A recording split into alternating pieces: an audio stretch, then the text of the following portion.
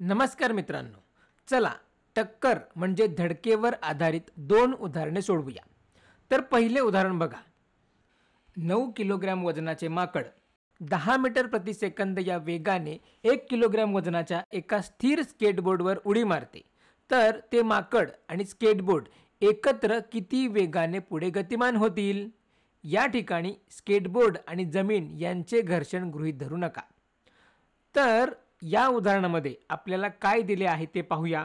त्यासाठी आपण एक आकृती काढू, नंतर दिलेली माहिती एकत्र करू, मग काय विचारले ते पाहू, त्यानंतर ते कसे सोडवावे याचा विचार करू. बरोबर. तर मग उदाहरणात काय दिले आहे? आपल्याला दिले आहे की ते माकड त्याच्या स्केटबोर्डवर उडी मारते. मग ते माकड आणि स्केटबोर्ड एकत्रितपणे पुढे गतिमान होतात. तर मग बघा, मी आकृतीमध्ये अशा प्रकारे दाखवलं आहे. हे माकड आहे, ते स्केटबोर्डवर उडी मारते आणि नंतर ते दोघे एकत्रित गतिमान होतात. मग उदाहरणामध्ये आपल्याला काय माहिती दिली आहे ती आत्ता पाहूया. आपल्याला माकडाचे वस्तुमान दिले आहे 9 किलोग्रॅम. सोबत आपल्याला स्केटबोर्डचे सुद्धा वस्तुमान दिले आहे, ते आहे 1 किलोग्रॅम. त्यानंतर आपल्याला आणखी काय माहिती दिली आहे? तर आपल्याला सांगितले आहे की ते माकड 10 मीटर प्रति सेकंद या वेगाने उडी मारते. म्हणून या माकडाचा सुरुवातीचा वेग 10 मीटर प्रति सेकंद आहे. आणि बघा, स्केटबोर्ड विराम अवस्थेत आहे. मग आता आपल्याला काय शोधायचे आहे? तर आपल्याला शोधायचे आहे माकड आणि स्केटबोर्ड एकत्र किती वेगाने पुढे जातात, म्हणजेच त्यांचा एकत्रित वेग आपल्याला शोधायचा आहे. तर आपण हा प्रश्न कसा सोडवू शकतो बरं? कुठून बरं सुरुवात करायची? माझ्या मते इथे सर्वात महत्त्वाचा सूचक म्हणजे हे एक टक्कर म्हणजे धडकेचे उदाहरण आहे. आणि जेव्हा वस्तू एकमेकांवर आदळतात म्हणजे धडकतात, तेव्हा आदळण्यापूर्वी त्यांचा एकूण संवेग हा आदळल्यानंतरच्या संवेगा इतका असतो. म्हणून आपण तिथूनच सुरुवात करू शकतो. आता आपण प्रश्न सोडवायला सुरुवात करण्याआधी थोडं अधिक स्पष्ट करतो की टक्कर म्हणजे काय. भौतिकशास्त्रात जेव्हा दोन वस्तू एकमेकांवर थोड्या वेळासाठी बल लावतात, तेव्हा आपण म्हणतो की त्या वस्तू आदळत आहेत, म्हणजे त्यांची टक्कर होत आहे. उदाहरणार्थ, जेव्हा माकड या स्केटबोर्डवर उडी मारते, ते स्केटबोर्डवर बल लावते, ते स्केटबोर्डला पुढे ढकलते आणि त्याच वेळी न्यूटनच्या तिसऱ्या नियमानुसार स्केटबोर्ड सुद्धा माकडावर विरुद्ध बल लावते. पण ही बले फक्त थोड्या वेळासाठीच टिकतात. त्यानंतर दोघेही समान वेगाने गतिमान होतात आणि संवेग जपला जातो. म्हणून ही टक्कर असते. आणखी एक महत्त्वाची गोष्ट म्हणजे संवेग फक्त तेव्हाच जपला जातो जेव्हा कोणतेही बाह्य बल लागू होत नाही. जर या दोघांव्यतिरिक्त त्या ठिकाणी तिसऱ्या कोणत्याही वस्तूने त्यावर बल लावले, जसे की जर जमीन त्यावर बल लावू लागली, तर संवेग जपला जाणार नाही. म्हणून उदाहरणात म्हटले आहे की घर्षणाचा विचार करू नका. त्यानंतर तुम्हाला वाटत असेल की गुरुत्वाकर्षणाचे काय? ते बाह्यबल नाही का? होय, पण गुरुत्वाकर्षणाबद्दल आपल्याला काळजी करण्याची गरज नाही, कारण ते संतुलित आहे. उदाहरणार्थ, जर आपण या माकडावर खालच्या दिशेने प्रयुक्त होणारे गुरुत्वाकर्षण बल विचारात घेतले, तर ते स्केटबोर्डने वरच्या दिशेने लावलेल्या बलाने संतुलित होते.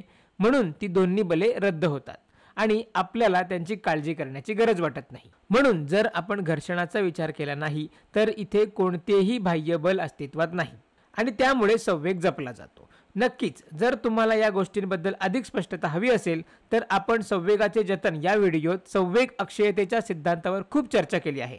तुम्ही तो व्हिडिओ पाहून घ्या. चला, आता आपण हे उदाहरण सोडवायला सुरुवात करूया. आपण म्हणू की एकूण सुरुवातीचा संवेग, ज्याला आपण PI ने दाखवतो, तो एकूण अंतिम संवेग म्हणजे PF याच्या बरोबरीचा असतो, म्हणजेच धक्क्यानंतरचा संवेग. आता आपल्याला माहित आहे की संवेग कसा मोजायचा, बरोबर?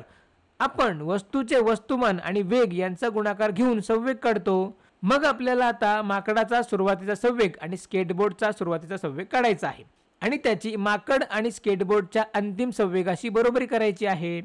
मग त्यावरून आपण तो वेग काढू शकतो का ते पाहू. मग तुम्ही स्वतः प्रयत्न करा. व्हिडिओ थोडा वेळ थांबवा आणि हा वेग काढून बघा बरं, तुम्हाला जमते का? ठीक आहे, चला आता आपण हे सोडवूया. तर सुरुवातीचा एकूण संवेग काय आहे? सुरुवातीचा संवेग म्हणजे माकडाचा सुरुवातीचा संवेग अधिक स्केटबोर्डचा सुरुवातीचा संवेग. मग बघा, मी माकडाच्या वस्तुमानासाठी मोठ्या एमचा वापर करतो आणि स्केटबोर्डच्या वस्तुमानासाठी लहान एमचा वापर करतो. तसेच त्यांच्यासाठी वेगवेगळे रंग वापरतो. तर माकडाचा संवेग बरोबर त्याचे वस्तुमान गुणिले त्याचा सुरुवातीचा वेग अधिक स्केटबोर्डचा संवेग बरोबर त्याचे वस्तुमान गुणिले त्याचा सुरुवातीचा वेग. तर हा झाला सुरुवातीचा एकूण संवेग. मग हे एकूण अंतिम संवेगाच्या बरोबरीचे आहे. मग एकूण अंतिम संवेग बरोबर माकडाचे वस्तुमान गुणिले त्याचा अंतिम वेग अधिक स्केटबोर्डचे वस्तुमान गुणिले त्याचा अंतिम वेग. तर बघा, ते दोघेही एकत्र पुढे जातात, त्यामुळे दोघांचाही वेग समान असेल, म्हणून स्केटबोर्डचा अंतिम वेग सुद्धा v होईल. आता बघा, या समीकरणाच्या उजव्या बाजूला बघा, दोन्ही ठिकाणी v हा सामायिक आहे, म्हणून आपण v बाहेर काढून लिहू शकतो. म्हणजे ते होईल एकूण वस्तुमान म्हणजेच मोठा m अधिक लहान m गुणिले v. आता आपण यांच्या किमती ठेवू शकतो. तर चला हे सोडवूया. माकडाचे वस्तुमान बरोबर 9 किलोग्रॅम गुणिले माकडाचा सुरुवातीचा वेग बरोबर 10 मीटर प्रति सेकंद अधिक स्केटबोर्डचे वस्तुमान बरोबर 1 किलोग्रॅम गुणिले त्याचा सुरुवातीचा वेग बरोबर. तर बघा, सुरुवातीला हा स्केटबोर्ड विराम अवस्थेत होता, म्हणून त्याचा सुरुवातीचा वेग बरोबर 0. आता हा झाला एकूण प्रारंभिक संवेग. यानंतर उजव्या बाजूला बघा, एकूण वस्तुमान जे आहे मोठा m अधिक m म्हणजेच माकडाचे व स्केटबोर्डचे एकूण वस्तुमान बरोबर 9 अधिक 1 बरोबर 10 किलोग्रॅम गुणिले v. तर v आपल्याला काढायचा आहे. तर बघा, या ठिकाणी आपण बीजगणिताचा वापर करून हा v काढू शकतो. बघा, इथे 1 किलोग्रॅम गुणिले 0 असल्याने या ठिकाणी 0 येईल. त्यानंतर बघा, जर दोन्ही बाजूत 10 ने भागले तर ते बाद होतील.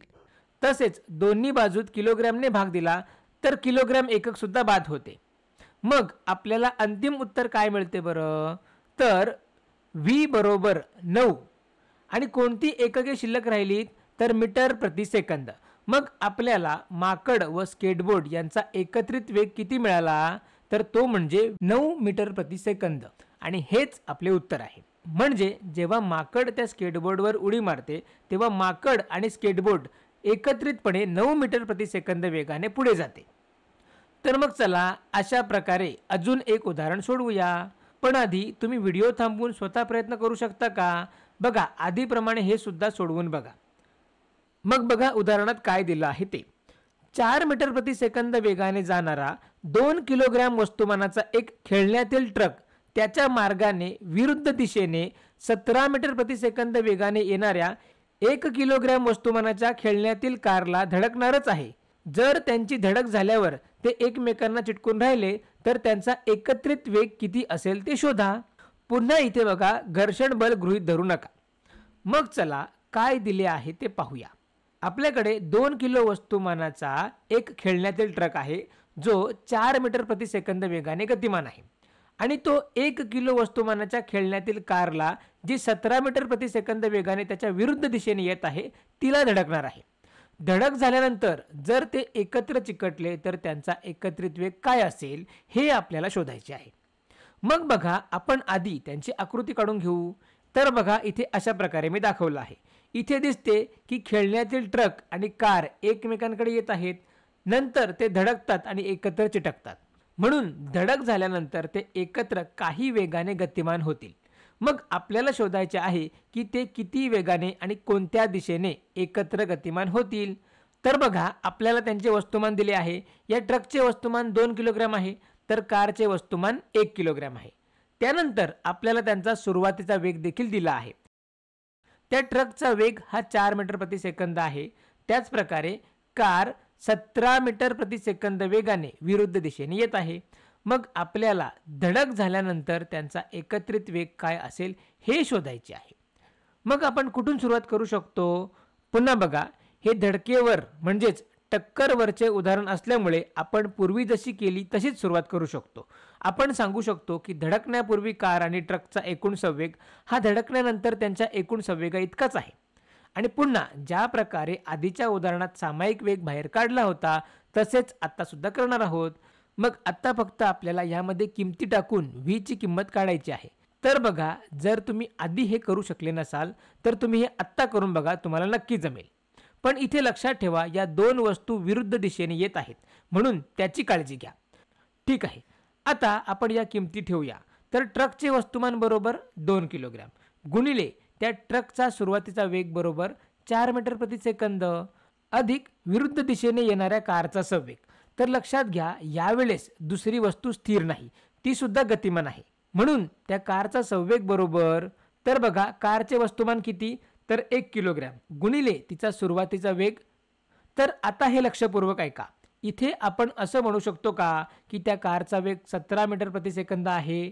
तर नाही, आपण असं म्हणू शकत नाही. याचे मुख्य कारण म्हणजे वेगाला परिमाण तसेच दिशा सुद्धा असते, हे आपल्याला चांगलेच माहीत आहे. म्हणजे जर या ट्रकचा वेग उजवीकडे असेल आणि जर आपण त्याला धन मानत असू तर हा वेग विरुद्ध दिशेने आहे.